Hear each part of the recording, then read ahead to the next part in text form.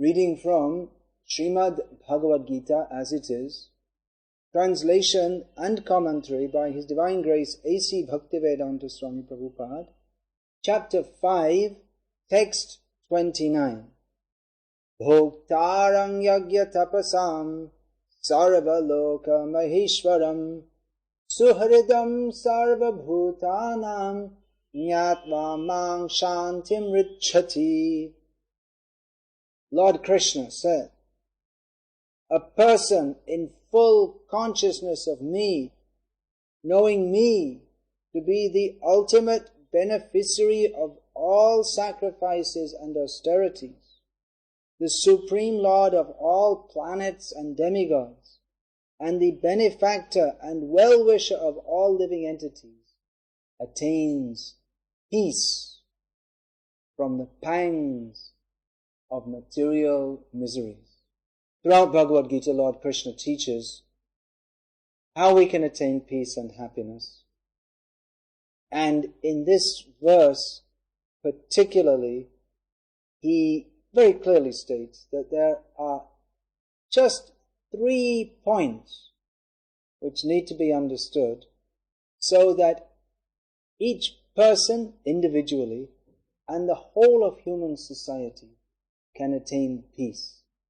And as Lord Krishna states elsewhere in Bhagavad Gita, Ashantasya kutas sukham, rhetorical question, that without peace, where is there happiness? We must have peace, otherwise we cannot be happy. And everyone wants to be happy. Every living being, not only the human beings, even the animals, they all desire happiness. Even the plants. If you put the plant, the house plant on the ledge, it will grow towards the sunlight. That means that the plant in its very restricted consciousness feels that I want to be in the light. So every living being has the propensity to want to be happy. And even someone who commits suicide, they misguidedly do so because they think that I shall be more happy by doing so than by living. So everyone wants happiness. Arjuna, he was asking Krishna that why should we have to fight? I don't think that any good can come from this. Good, what is the meaning of good? Good means a situation in which everyone can be happy. That is the highest benefit for everyone. And Lord Krishna explains the peace formula in this verse. Just 3 things to be understood, but they are revolutionary. And most people don't want to accept them because they have a perverted idea of what is happiness. The first point Krishna says here in this verse, Bhoktaram yagya tapasam, that Krishna says, I am the enjoyer of all yagyas, which means sacrifices, and tapasam, all austerities. So, yagya and tapasya, these are sacrifices and austerities. These are 2 major parts of Vedic culture, that people perform sacrifices and austerities. But in terms of modern day life or day-to-day life, we can say yagya or sacrifice means any endeavor and the difficulties that are undertaken to execute that. Actually, Krishna is the enjoyer of everything. So this first point to be understood, that everyone, every living being in this material world desires happiness.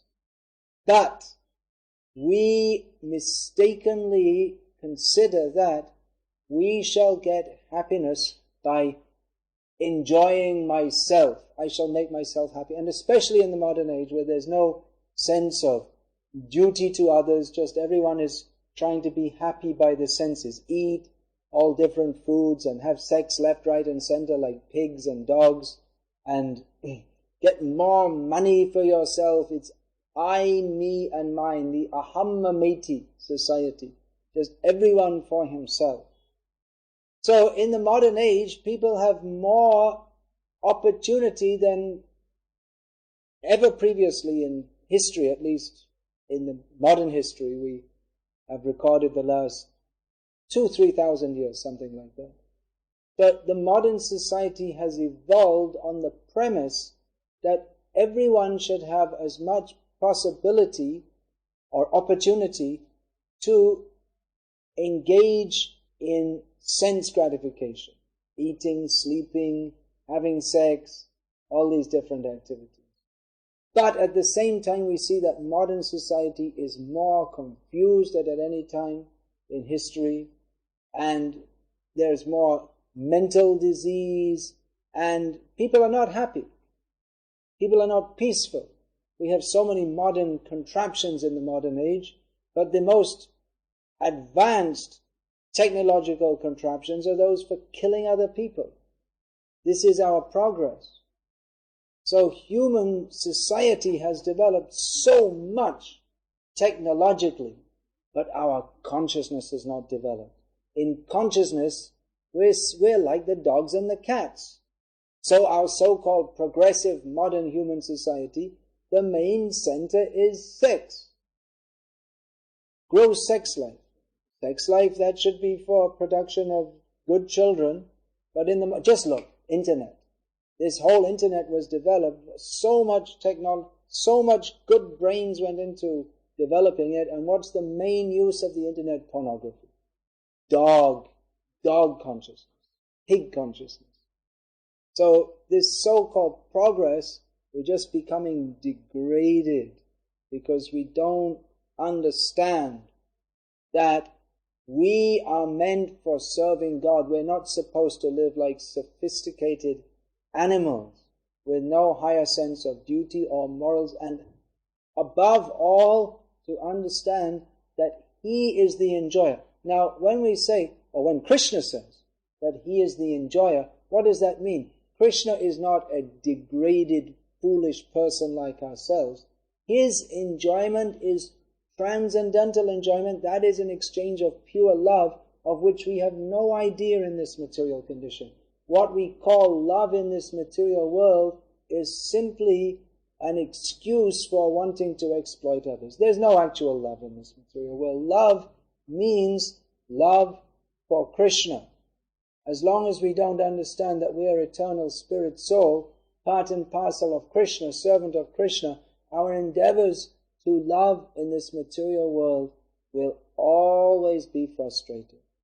So we should understand that everything is meant for the transcendental pleasure of Krishna, and that is the spiritual world. There is a spiritual world beyond this miserable material world where everything is temporary. We want to love, but our love is thwarted.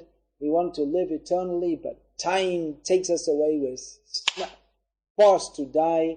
There is this spiritual world where everything is eternal and full of bliss and full of transcendental knowledge. And Krishna lives there, and all His pure devotees live there, and there's no death, and everyone is simply thinking how to love Krishna, how to make Krishna happy. So in this material world, we can qualify ourselves to go to that spiritual world simply by understanding that everything we do is meant for the pleasure of Krishna. Krishna is very easy to please. He's not a difficult taskmaster. As he will describe later in Bhagavad Gita, if we offer Him with love, Krishna wants our love. If we offer Him with genuine love, leaf, flower, patram, pushpam, palang, toyam, fruit, water, Krishna will very kindly accept it. Krishna is not a nasty person. He is the supreme, loving, merciful Lord. He wants our love, but if we don't offer our love to Krishna, then we'll offer our love to our country, what we call love, to our dog, to our girlfriend, and then one girlfriend, another boyfriend, and it goes on and on and on. But the real center of love is Krishna. This point to be understood. It seems like a small point, but it actually requires a revolution in consciousness. Because everything we do is simply thinking, what can I get for me? Even when we pretend to be nice to others, it's only because we want to get something back from them. Love of Krishna is a completely different proposition in which the devotee gives himself fully to Krishna with full faith that Krishna is my protector, Krishna is my maintainer, Krishna will look after me in all respects. And even if Krishna wants to crush me, not that Krishna ever does want to crush us, but the devotee is fully subservient to Krishna. Bhoktaram yagya tapasam sarva loka maheshwaram. Krishna is the controller of all the different planets. We're trying to be the controller. We think, I am the owner. This is my business. This is my property. This is my house. This is my car. This is my wife. Nothing belongs to us. We're all thieves. As long as we're thinking, this is mine, we're all thieves because everything belongs to Krishna. We may be given something by him, but that we should use in his service. Just like you're sitting, watching your TV, and I'm sitting, you can't see it, but I'm sitting, looking at a TV camera. And this camera is pretty expensive. That money that was used to purchase that camera that's being used, that could be used for anything else, but it's being used, the high amount of money that was used to purchase this, it's being used for giving information about Krishna. So this is the proper use of everything. Everything should be used for Krishna. Don't think anything is mine. The richest man in the world leaves this world the same way that he came to this world, and the same way that the poorest man leaves this world, with nothing. When we leave this world, we may have millions of dollars, but we leave with nothing in our hands. The only thing that goes with us is our karmic reaction. Or, if we've developed bhakti for Krishna, that also goes with us. In other words, our activities, our thoughts, that is our bank balance for our future life. So, don't think that anything belongs to me. Everything belongs to Krishna. He may give us something, but we should use it in his service and not think that it is meant for my enjoyment. This is a thief's mentality. And Krishna, Suhridam Sarvabhutanam. Krishna is the friend of all living beings. That means that Krishna loves, it's not that Krishna loves some particular section of people and others not. It's not that Krishna loves Indians and he doesn't like Pakistanis. It's not that Krishna or God, he has the Jews as his special people and no one else is very special, or that he likes the Brahmanas and not others, or that he likes the Christians and everyone else should burn in hell, or any such thing. These are all very restricted ideas that God is favorable to any particular section of people. Krishna loves not only every living being, every jiva in a human body, but he also loves all the living beings. Not only in the human body is the Atma present, but Atma is present in all living beings, which is another reason why we should not whimsically kill animals for the pleasure of the tongue, because so much suffering is involved. Krishna doesn't like that. Krishna doesn't want that we shall kill our brothers in the animal forms of life. Krishna is Gopal, Govinda. He is the protector of the cows. So to kill the cows, or the goats, or the chickens, or whatever, just for the pleasure of the tongue, that is not pleasing to Krishna. And that will not bring peace in human society. It's a great dichotomy that the great nations of the world, they're going and fighting in other nations for the sake of establishing peace and justice and humanity and democracy, while in their own countries they're killing millions of animals daily in the slaughter hut. So how can there be peace in human society when we are making an atmosphere of violence. We don't see, we go in the shop and we purchase the meat.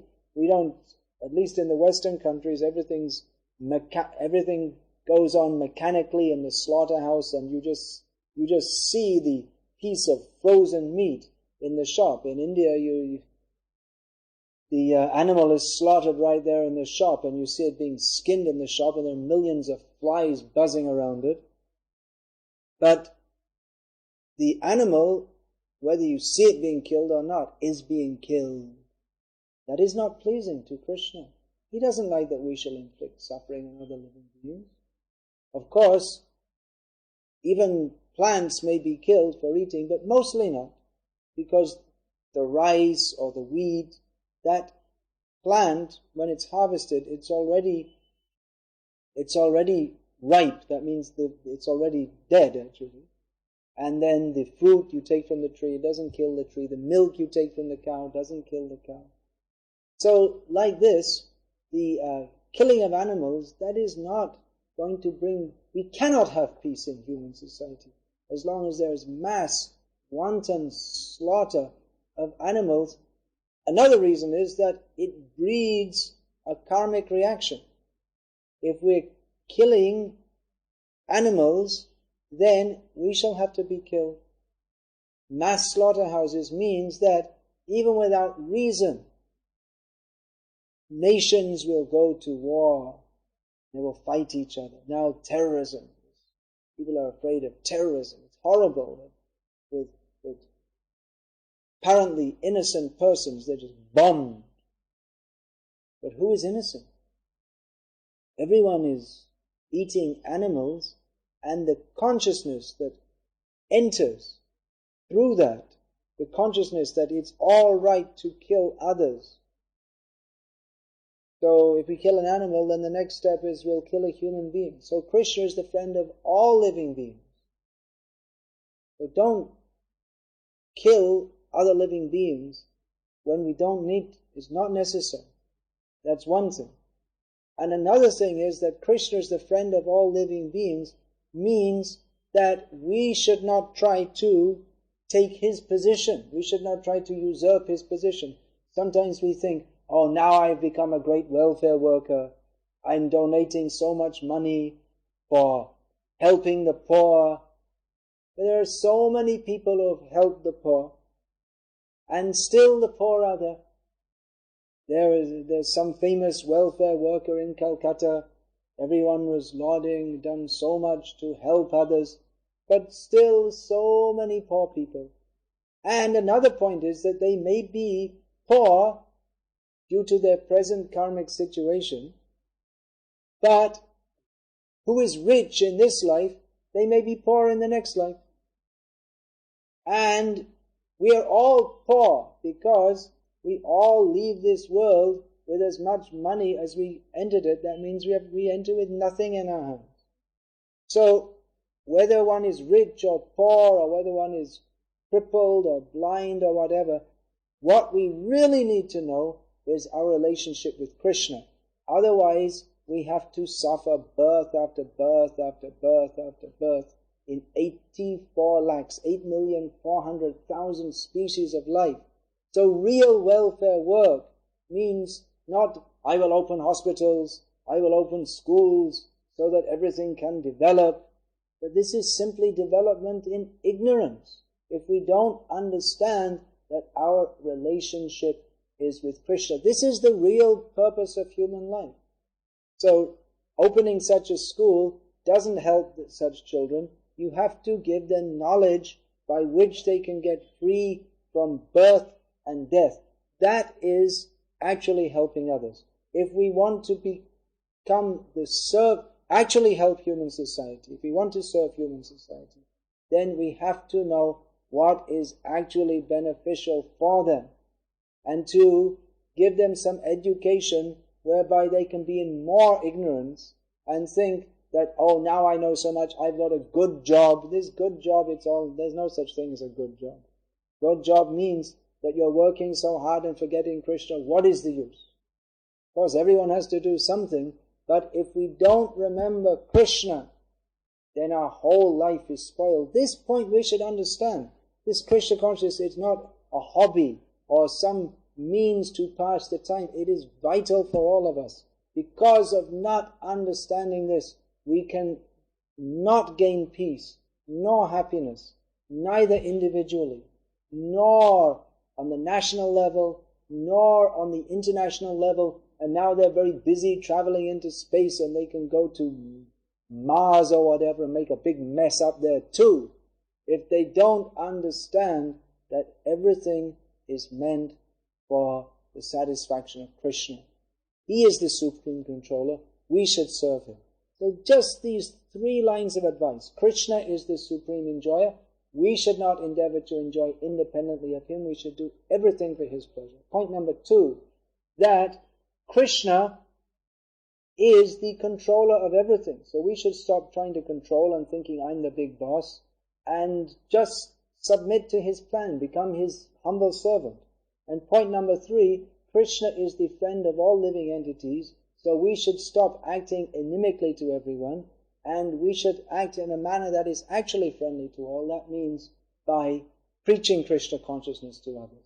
So if these 3 points we understand, individually we can attain peace and happiness, and the whole of human society can attain peace and happiness. And if we don't understand this, we can have millions of planning commissions, we can elect different leaders, we can make different theses and political schemes and write books and have protests, and all this is completely useless.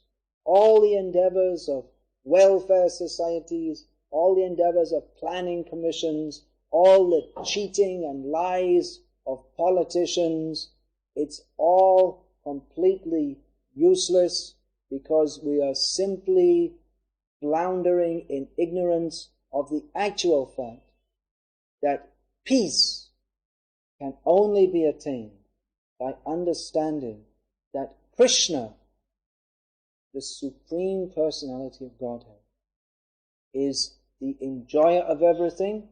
Krishna, the Supreme Personality of Godhead, is the Lord and Master of everything, and that Krishna, the Supreme Personality of Godhead, is the supreme friend of all living beings, and that we are all his servants. That's all we need to know.